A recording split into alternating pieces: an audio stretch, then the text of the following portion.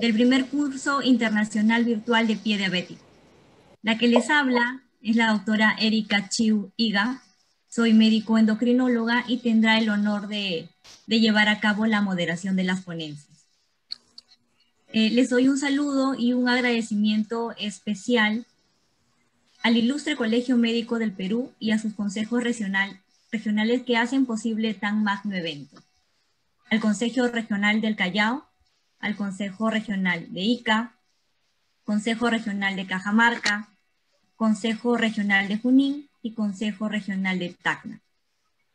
El día de hoy vamos a tener 3 temas de gran importancia.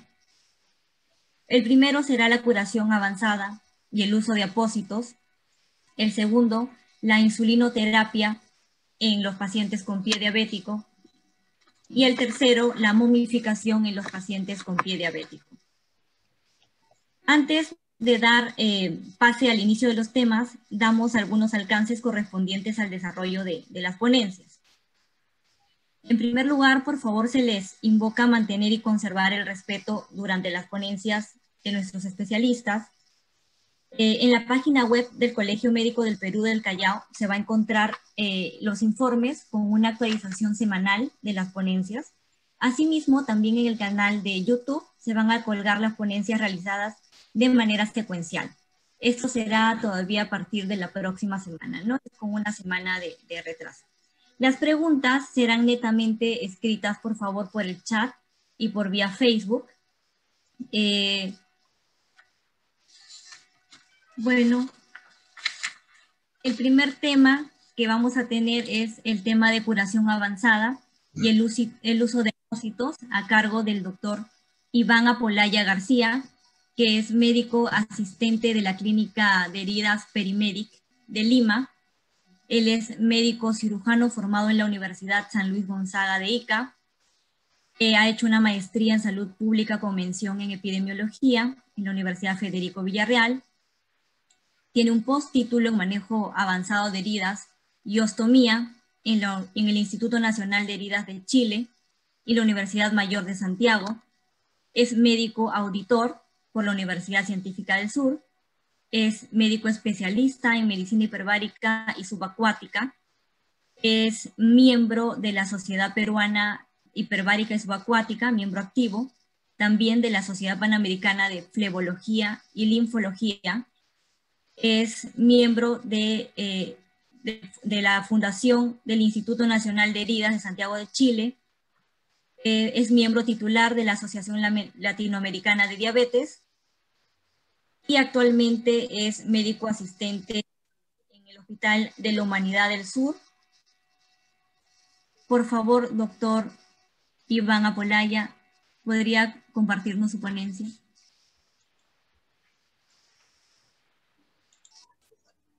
Buenas noches. Primeramente, agradecer la invitación a participar o compartir nuestras experiencias en este campo muy nuevo, pero que tiene ya muchos pacientitos amputados, y quizás sea porque no se les valoró o se dio la importancia. ¿Qué significa pues una amputación para un pie diabético? Entonces, en esta ocasión me toca a mí hablar sobre lo que es el manejo avanzado de las heridas, de las curaciones, y hablar también sobre los apósitos nuevos que se están empleando. El manejo avanzado de heridas, o sea, las curaciones, las curas del pie diabético, si hacemos recordar un poco la historia, antiguamente usábamos, y muchos recordaremos, el cochecito hemolentero, que tenemos un montón de soluciones. Actualmente han aparecido nuevos apósitos, materiales que nos permiten realizar una mejor curación, mejorar el hecho de la herida, y de esta manera podemos mejorar los pronósticos de los pies diabéticos, el pronóstico de la evolución de esta enfermedad. ¿Ya? Comenzamos a hablar, bueno, ¿qué es en sí una curación? Es un procedimiento que consiste en curar, limpiar, con la finalidad de prevenir y controlar las infecciones, ¿no? Y, lógicamente, promover la cicatrización. Es una técnica aséptica, por lo que se debe usar, pues, material estéril. El objetivo de las curas o las curaciones avanzadas es remover el tejido necrótico y cuerpos extraños que hubieran en la lesión o en el lecho de la lesión, de la herida. Absorber el exceso del exudado que se puede generar producto del tipo de lesión que estamos tratando. Mantener un ambiente húmedo en las heridas. Mantener un ambiente térmico adecuado y proteger ese tejido de regeneración del trauma o la invasión bacteriana que se puede estar produciendo. Criterios a considerar para realizar una curación. Es importante que cuando estemos frente a una lesión o un pie diabético, pensar que hay varios criterios que tenemos que considerar, ya sea para la curación o para elegir el apósito adecuado. Uno es considerar el exudado o cantidad de exudado que se pueda producir, la calidad del exudado también, el tipo de tejido, el lecho de la herida, signos inflamatorios que pueden estar circunscritos a la lesión, las lesiones perilesionares, la cantidad de tejido formado o tejido de regeneración que hubiera. También hay que considerar pues la carga bacteriana y lógicamente la etiología de la lesión. En el pie diabético hablamos pues de pies diabéticos neuropáticos, pies diabéticos isquémicos y los mixtos, que son una combinación de estos dos tipos de lesiones o compromisos. Y para comenzar las curaciones, a realizar una curación, es importante que previo al inicio de una curación hay que valorar la lesión. Se recomienda realizar siempre un cultivo de la lesión antes de comenzar a iniciar tratamientos antibióticos. Luego vendrá pues lo que llamamos el arrastre mecánico, que es la limpieza de la lesión. Vendrá pues un desbridamiento, el retiro de tejido desvitalizado, para luego utilizar los apósitos o coberturas y al final realizar lo que se llama la fijación o cómo cubrir o envolver el pie. En esta ocasión vamos a tocar el tema de valoración de las lesiones, ese será el tema de otra exposición probablemente.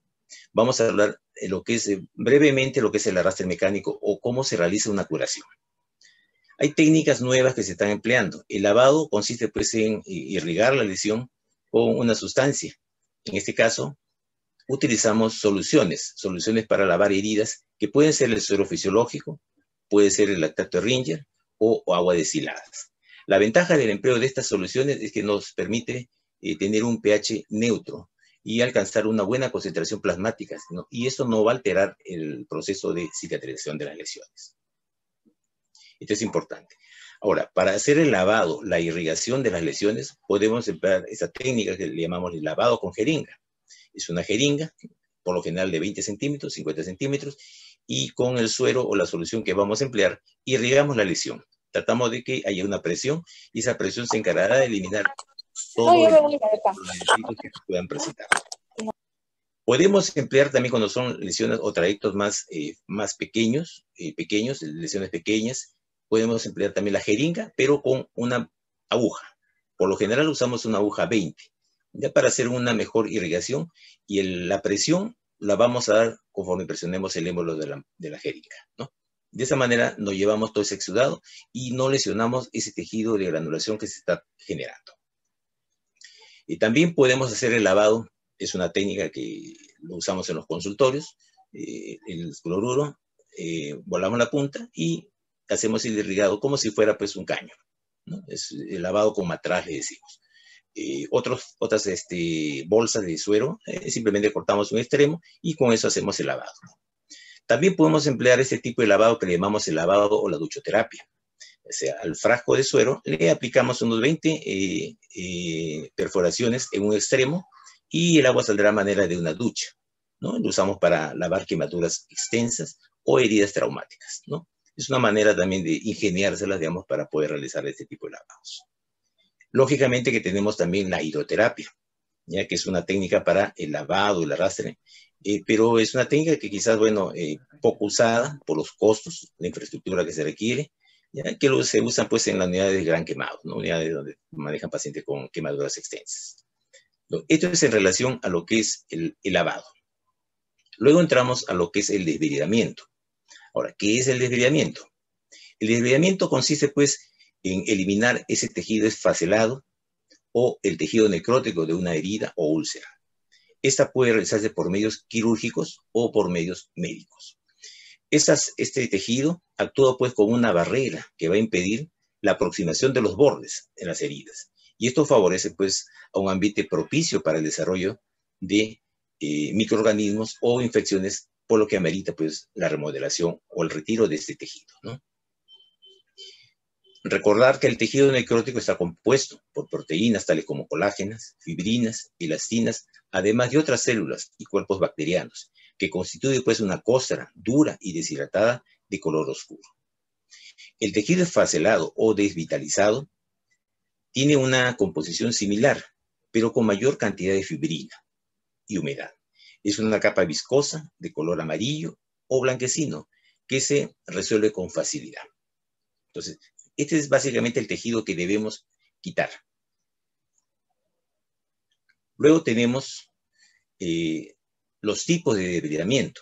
Les hablaba de que hay dos tipos de debridamiento. Hay un debridamiento que le llamamos el quirúrgico y otro debridamiento que le llamamos el debridamiento médico. ¿En qué consiste cada uno de estas dos técnicas? El debridamiento quirúrgico, como su nombre lo dice, básicamente vamos a emplear, pues, como quien dice, la pinza, tijera o bisturí. Es una técnica en la que vamos a retirar ese tejido esfacelado o necrótico, pero a través o usando el bisturí o una tijera.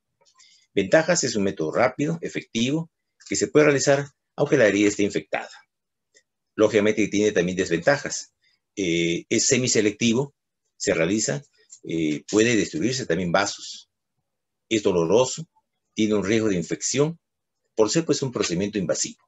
Tiene riesgo también de sangrados o hemorragias. Entonces, esto está más, digamos, dedicado para que se realice pues en un tópico de cirugía o en las salas quirúrgicas. Lógicamente lo tiene que hacer el cirujano, ¿no? Por este riesgo. Acá tenemos una imagen que nos grafica, digamos, lo que les acabo de mencionar. Una pinza y un bisturí. Y comenzamos a retirar todo ese tejido necrótico y ese esfacelo. Luego viene el otro tipo de debridamiento que le llamamos el debridamiento médico. Este debridamiento médico puede ser a su vez de tres tipos: mecánico, enzimático o autolítico. ¿En qué consiste el debridamiento mecánico? El debridamiento mecánico pues consiste pues en emplear una gasa húmeda que la colocamos sobre la herida y lo dejamos 24 horas. ¿Bien? La ventaja es que actúa pues a corto plazo, pero tiene una desventaja: es muy doloroso, es incómodo para el paciente, no es muy selectivo, ya que elimina pues no solo tejido esfacelado necrótico, sino también tejido de granulación. El debridamiento, lógicamente, que es lento. Entonces, este es el debridamiento mecánico, ¿ya? Acá tenemos una imagen. Entonces, una lesión, dejamos una gasa húmeda, la dejamos secar hasta el día siguiente. Y al día siguiente retiramos. Habrá mucho dolor, habrá sangrados, pero nos llevamos no solo el tejido desvitalizado, sino también nos podemos llevar o corremos el riesgo de llevarnos el tejido de granulación o tejido de que se está formando. Quizás esta técnica la podemos emplear al inicio de las curaciones, cuando tenemos una mayor proporción de tejido desvitalizado o necrótico que hay que retirarse. Cuando ya la curación avanza y ya comenzamos a mejorar ese lecho y tenemos mejor tejido de granulación o un mayor porcentaje, ya no es conveniente usarlo porque vamos a lesionar ese tejido que estamos regenerando. Ahora hablamos sobre el debridamiento enzimático. Consiste pues en la aplicación de pomadas. Una pomada que tiene una sustancia proteolítica, ¿ya? O un agente desnaturalizante sobre el tejido necrótico. Por lo general emplean, pues, vienen dentro de sus componentes la colagenasa, ¿no? Que va a desnaturalizar esas fibras de colágeno que tienen los tejidos necróticos, ¿no?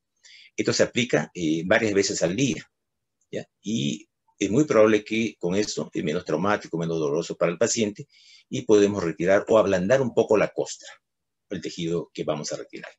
Ventajas: el debridamiento pues comienza a corto plazo, se puede utilizar pues en heridas infectadas, no causa dolor, es selectivo cuando se elige el producto adecuado.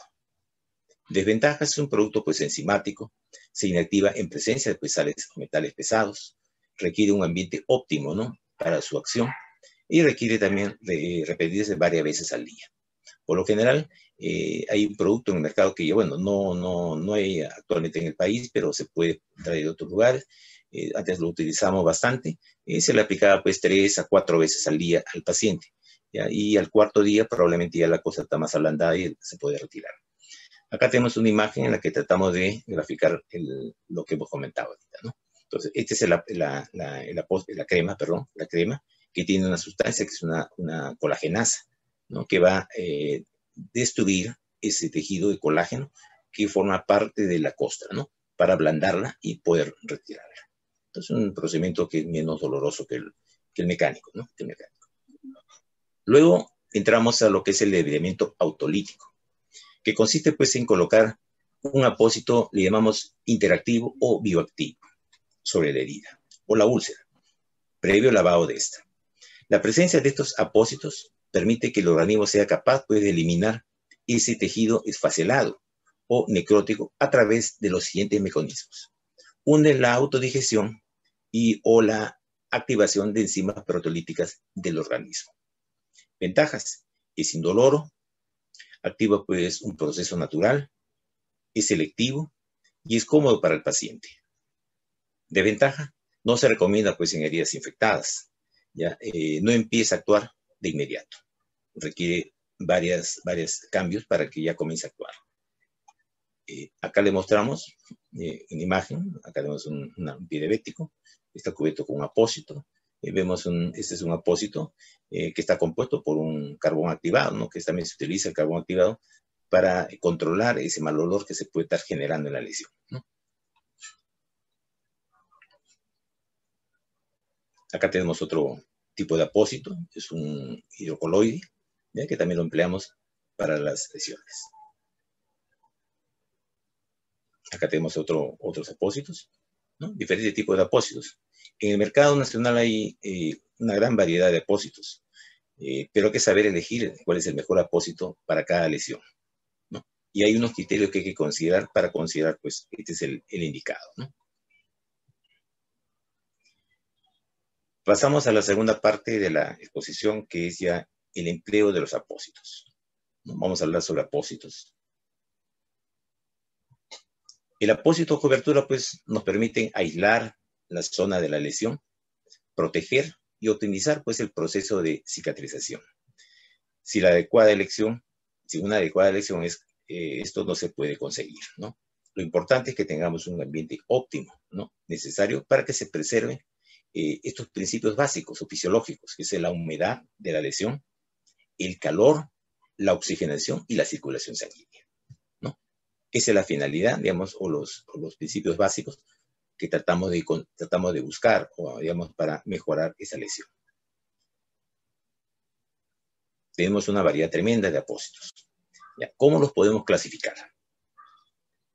Pero ante ellos, ¿cómo debe ser pues un apósito?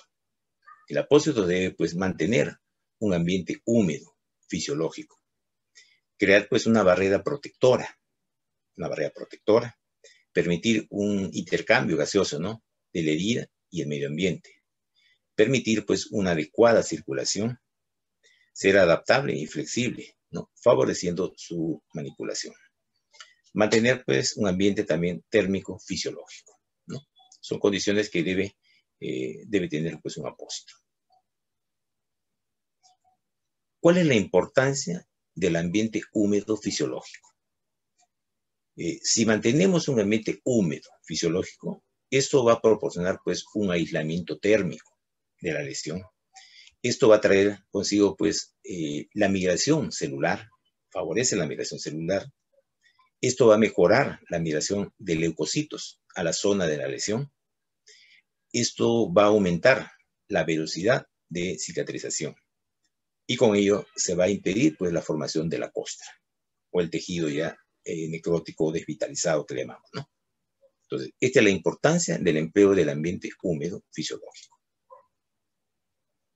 Recordar que cuando empleamos este tipo de apósitos, por lo general hay dos tipos de apósitos que hay que colocar, ¿no? El apósito primario, que es el apósito que hemos mencionado, y un apósito secundario que va a ser la cobertura, el que va a cubrir el apósito, ¿no? Que por lo general son gasas, ¿no? Son gasas tradicionales, ¿no? O apósitos tradicionales.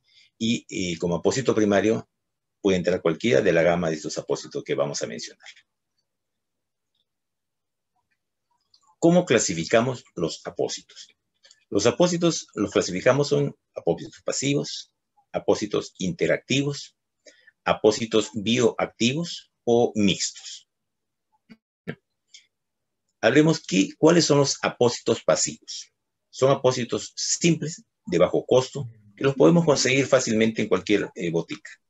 Acá tenemos pues, la gasa, el apósito tradicional y la espuma. Por decir, el dulopillo, algo así como un dulopillo, ¿no? Es una espuma. Acá tenemos la gasa, 100% algodón. Se utiliza para relleno de cavidades, ¿no? y de vibración mecánica, ¿no? Tiene una mala absorción, la gasa. Cuando hacemos curaciones con gasas, por lo general, eso hay que cambiarla a diario, ¿no? La ventaja del empleo de los apósitos, digamos, avanzados, es de que nos permite mantener la curación o, prolongar los cambios de los apósitos, o hacer las curaciones ya más espaciadas, cada 3, 4 días, ¿no? Dependiendo. La gasa puede ser gasa tejida o una gasa también no tejida, que por lo general son gasas sintéticas, no compuestas por poliéster y por rayón. Tenemos el apósito tradicional, ¿ya? Es un apósito con una compresa de algodón dentro, ¿no? Que nos permite, digamos, absorber y contener las secreciones ahí, ¿no? Es útil, ¿no? Su uso en heridas muy exudativas, ¿no? Como apósitos tradicionales. Luego tenemos la espuma, que es fabricada de poliuretano, es una malla estrecha, que corresponde al moltopren, ¿no? Que permite absorber el exudado. Por lo general se recomienda que el espesor de esta espuma no sea más de 0,5 centímetros de espesor. Ya no debe usarse más de 48 horas, ya que se adhiere fuertemente y produce un dolor y trauma al momento de querer retirarlo, ¿no? Entonces, estos son los apósitos, digamos, de primera línea, ¿no? Son los apósitos pasivos, nuevamente acá el resumen, ¿ya? Y el tiempo que se recomienda, digamos, el uso, ¿no? Apósitos pasivos. Acá tenemos nuevamente el resumen de los apósitos pasivos, las gasas, ¿ya? Los apósitos, gasas no tejidas, apósitos y la espuma que le llamamos, ¿no? Hablamos ahora sobre los apósitos interactivos. Los apósitos interactivos sirven pues para mantener un ambiente fisiológico húmedo en la herida o la úlcera, ¿no?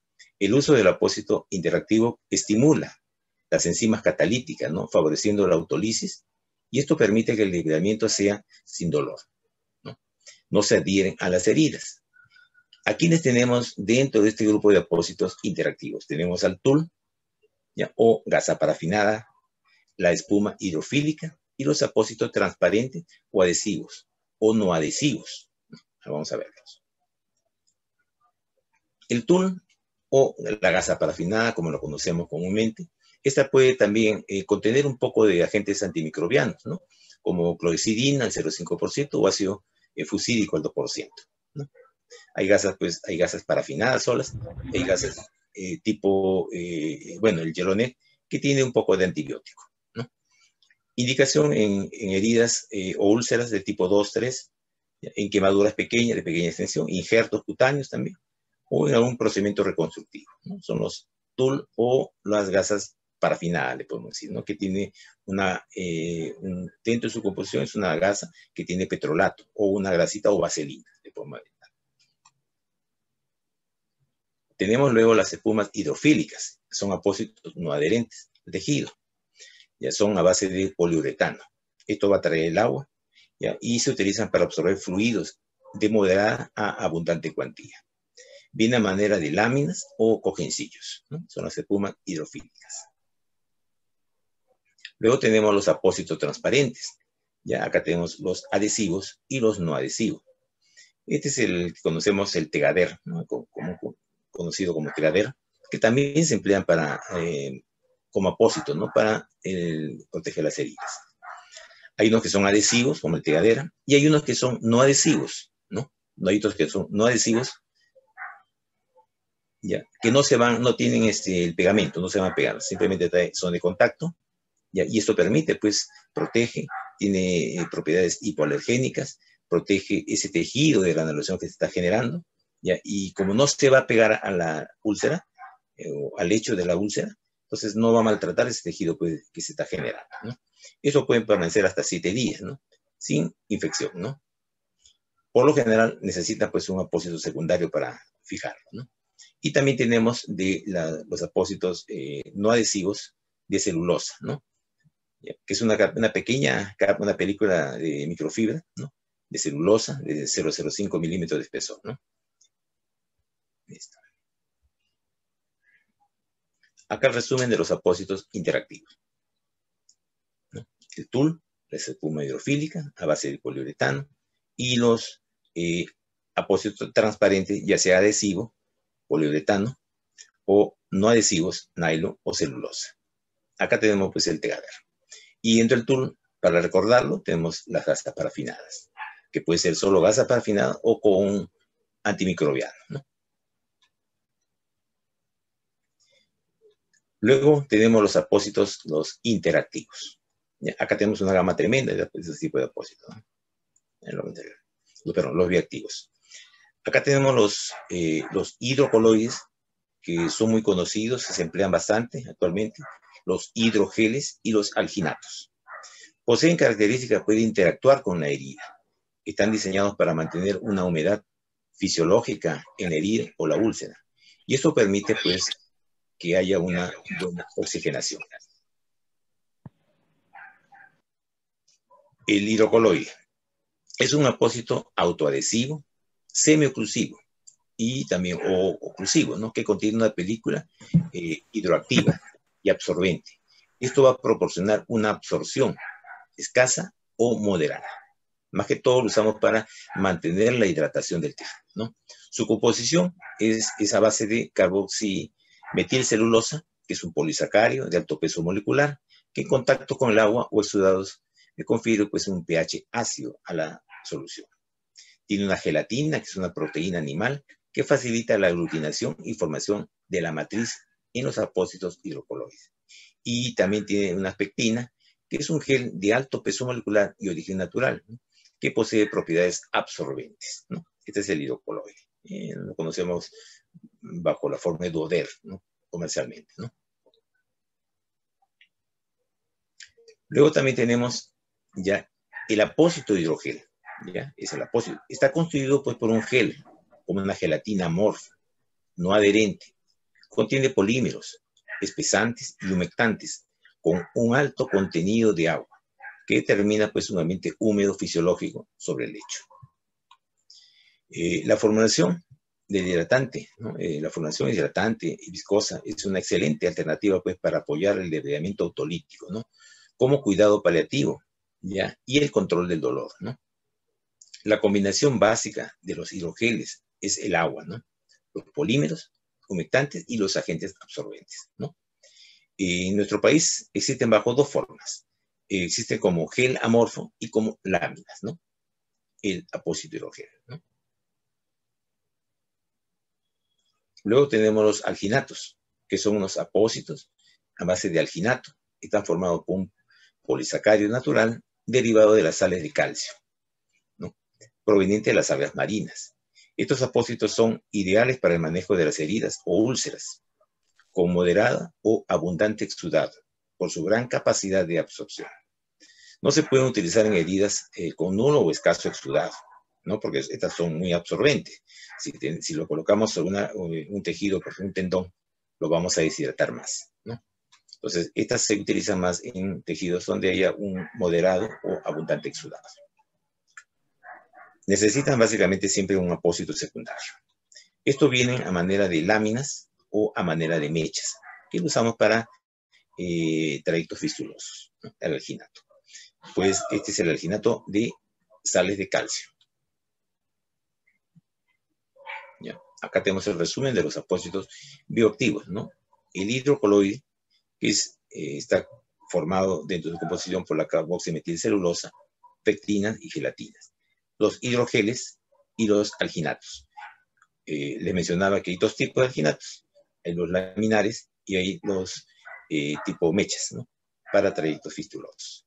Se recomienda pues el cambio de ellos, acá están las horas, ¿no? cada 72 horas de estos, los alginatos, ¿ya? O dependiendo que tanto ya se hayan saturado, ¿no? de exudado. Acá tenemos nuevamente el ejemplo, ¿no? Acá tenemos un hidrocoloide delgado, hay también uno gruesito, tenemos el acuacel de plata, o sea, el alginato puede ser de plata o de calcio, ¿no? Acá tenemos también estas hidrogeles, ¿ya? El Sebgel, se usan para mantener la humedad de las lesiones, ¿no? O el Duoder, también tenemos no solo como lámina, sino también lo tenemos como gel, ¿no? El Duoder gel, ¿no? Y otros más ahí en el mercado. Luego hablamos pues de los apósitos mixtos. Son apósitos con diferentes niveles de permeabilidad, que combinan pues las características de distintos tipos de apósitos, ya sean pasivos, interactivos u otros componentes. Estos se clasifican como antimicrobianos desodorantes y absorbentes, ¿no? Dentro de los antimicrobianos desodorantes, estos están compuestos por el carbón activado, que es una cubierta, ¿no? Que viene sobre la lámina de metilcelulosa porosa, compuesto por plata en su interior, ¿no? Está con plata y una cobertura de carbón activado, ¿no? Que es la que va a controlar ese mal olor que se genera producto de la fermentación de las bacterias, ¿no? Necesita siempre un apósito secundario para fijarlo, ¿no? Luego tenemos los apósitos absorbentes. Su composición es mixta. No se recomienda pues uso en heridas infectadas, cavitadas o en heridas con exudados abundantes, ¿no? Se usan en heridas tipo 1, 2 o 3 de pie diabético, ya, incisiones quirúrgicas, en quemaduras tipo A, sin infección, o en zonas donantes, ¿no? De injertos con exudado escaso a moderado, ¿no? Entonces son los apósitos absorbentes. Acá, nuevamente el resumen. Les mencionaba que para el evento médico podemos usar los apósitos, ¿no? Hay apósitos pasivos, interactivos, bioactivos y los mixtos, ¿no? Acá el resumen de los apósitos mixtos con antimicrobiano, carbón activado, plata y el nylon. Y los absorbentes, que es a base de poliuretano, rayón o celulosa, ¿no? Se deben cambiar cada 7 días y esto de acá con desodorante cada 24 horas, ¿no? Acá tenemos los ejemplos. Este es el carbón activado. Este es un apósito de mixto, ¿ya? Que tiene una capa de metilcelulosa, y este es el carbón activado, ¿no? Y también una lámina de plata, asquina o calcitrol, ¿no? Pues, así se conoce en el mercado. Ahora, ¿qué son las biopelículas? Esta es la parte quizás un poco más interesante, ya que todavía se está desarrollando. ¿Ya? ¿Qué son las biopelículas o el biofilm? Las biopelículas son comunidades pues, microbianas complejas que contienen bacterias y hongos. Pueden consistir en una sola especie de bacterias o fúngicas, o comúnmente pueden ser una polimicrobiana, es decir, contienen muchas de estas especies. Al nivel más básico, estas biopelículas pueden describirse como un conjunto de bacterias incrustadas en una barrera densa y viscosa de azúcares y proteínas. La barrera de la biopelícula protege los microorganismos de las amenazas externas. Es una capa que se va a formar en las heridas, sobre todo en esas heridas tórpidas, ¿ya? Heridas crónicas, que va a impedir que los medicamentos que usamos controlen la infección, ¿no? Acá tenemos estas capitas, esta capa amarilla que se forma, es el biofilm, ¿no? El biofilm en heridas crónicas. Entonces, hay que considerar estos tres puntos importantes o factores que van a hacer que una lesión, una herida o una cicatrización de herida se retrase. Primero, tener presente que el exudado es lo primero que debemos controlar, ¿ya? El exudado que se produce, ¿ya? Segundo, debemos controlar la infección que se puede estar produciendo. Y tercero, el biofilm que se va a formar y que va a impedir de que estos apósitos actúen adecuadamente o que las lesiones sean crónicas y de larga evolución, ¿no? ¿Cómo se forma esta capa de biofilm? Hay un estado planctónico, que es la primera fase, en la que hay una adhesión reversible a la superficie. Aquí vemos las bacterias, vemos hongos que miran a la zona de la lesión. Luego viene la segunda fase, que es la fase de adhesión irreversible a la superficie. Y se van a adherir a la capa superficial del lecho de la úlcera, ¿ya? Y esta se va a formar, pues, una matriz, que va a ser una matriz protectora, viscosa, que va a retrasar la cicatrización de las lesiones. Modo de acción. Se están empleando actualmente estos quelantes, ¿no? Que son metales de etilenamina, diamina ácido acético, ¿no? Que esto es un componente que va a debilitar la estructura del biofilm, que exponen los microorganismos dentro de la acción de la plata, ¿no? Dentro de esta sustancia quelante, el EDTA, viene pues la plata, ¿no? Que es la que tiene más propiedades antibacterianas. Estos productos contienen pues el cloruro de bencetonio, ¿no? Este va a aflojar el biofilm, va a levantar el lecho de la herida y va a reducir la tensión superficial, permitiendo que la plata se mueva pues libremente a través de las sustancias poliméricas, ¿no? Extracelulares. Estos apósitos van a contener pues placas iónicas, ¿no? Plata iónica, ¿no? Del 1,2%, que tiene un amplio espectro pues antibacteriano, ¿no? Y van a cambiar el pH, ¿no? El pH 5,5, ¿no? Que es el óptimo para la supresión bacteriana o que va a favorecer la cicatrización, ¿no? Modo de acción de este tipo de apósitos. El exudado, si bien es necesario, si bien es necesario un ambiente húmedo para cicatrizar las heridas, un exudado mal abordado puede retrasar la cicatrización. La infección, hay que ver la manera de emplear una sustancia que contenga un apósito, que contenga algún producto que controle la infección.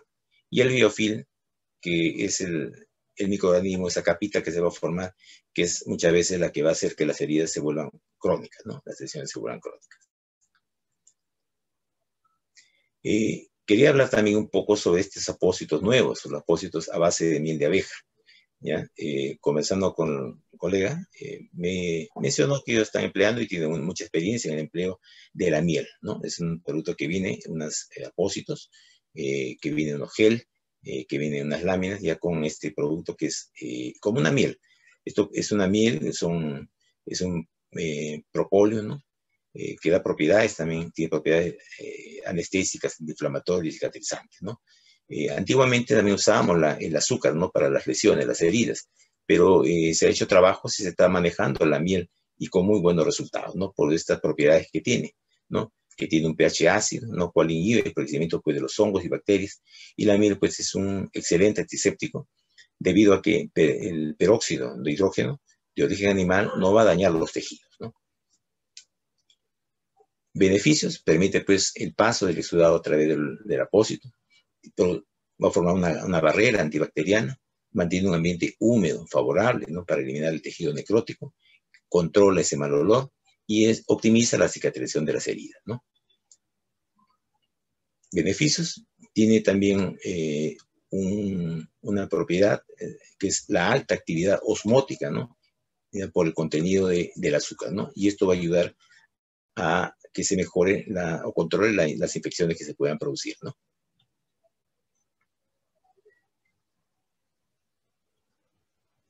Acá la presentación nos viene como manera de una lámina, hilo, como un gel. Listo. Muy bien, gracias de todas maneras, Sara. Y esperamos las preguntas que pueda contestarles, ¿no? Muchísimas gracias, doctora Polaya. Tenemos una pregunta aquí que nos dice, ¿qué características debería tener el apósito ideal? Miren, es una pregunta que siempre nos vamos a hacer. ¿Cuál es el mejor apósito para mí? Aquí hay varios criterios que le mencionaba al inicio de la exposición que hay que considerar. Principalmente el exudado, cantidad de exudado. Un apósito, yo tengo que ver si la lesión tiene mucho exudado, mediano exudado o poco exudado. Dependiendo de eso, yo uso sustancias que son muy absorbentes o medianamente absorbentes. Y si la lesión es una lesión seca, ya por decir, corre el riesgo de que se deshidrate más, tendría que usar sustancias que me mantengan una mayor hidratación, ¿no? Segundo, uno es el exudado. Segundo es la infección o riesgo de infección. Si una herida yo la considero ya medianamente limpia, pero puede haber contaminación, porque va a haber contaminación, entonces emplear las sustancias que contienen componentes de la plata micronizada, que nos ayuda bastante para proteger o controlar las infecciones que se puedan generar. ¿Ya? Y tercero, sustancias pues que me ayuden a regenerar los tejidos, ¿no?